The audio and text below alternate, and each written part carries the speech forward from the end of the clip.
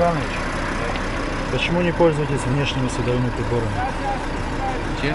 Внешними световыми приборами почему не пользуетесь? Не знали вы? Ну, на первый раз, Хасанович, вас предупредим. Будьте добры, не нарушайте. Конечно, обязательно ближний свет у вас должен быть включен. Будьте добры, не нарушайте. На первый раз предупреждение. Счастливого пути. Правила дорожного движения не изменились, изменилось лишь отношение к ним. Находясь в городе и за его пределами, водители теперь обязаны включать свет ближних фар не только ночью, но и днем. Такое решение принято для того, чтобы заставить водителей быть более внимательными на дорогах, тем самым сократить количество аварий. Это не то, что министр внутренних дел придумал, и я придумал. Это в правилах. Вы прекрасно знаете, сколько у нас дорожно-транспортных происшествий со смертельным исходом.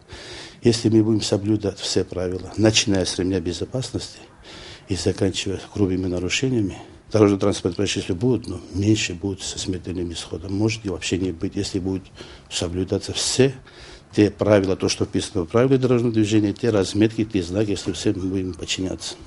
Забывчивость водителей – самая распространенная причина несоблюдения этого правила. Проблемы с памятью возникают и у водителей общественного транспорта. Но, как известно, правила одни для всех. Иногда такая забывчивость приводит к непоправимым последствиям. Вот сегодня американские машины, европейские, уже выпускает завод. И даже если я захочу, ему не могу выключить. Оно уже выпускает сама завод. Это просто наказывать за это, я думаю, что не стоит.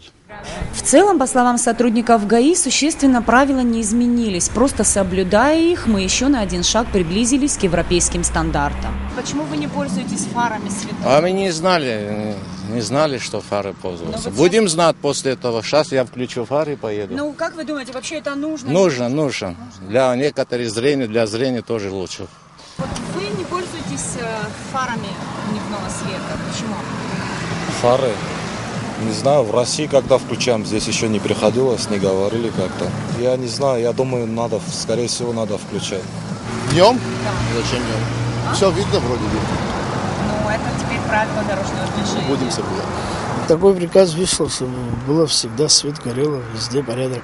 С этого года ГАИ перестает оформлять автомобили, история которых неизвестна. И если ранее таким авто выдавались документы без права продажи и выезда за пределы республики для ведения учета, то теперь такой практики не будет.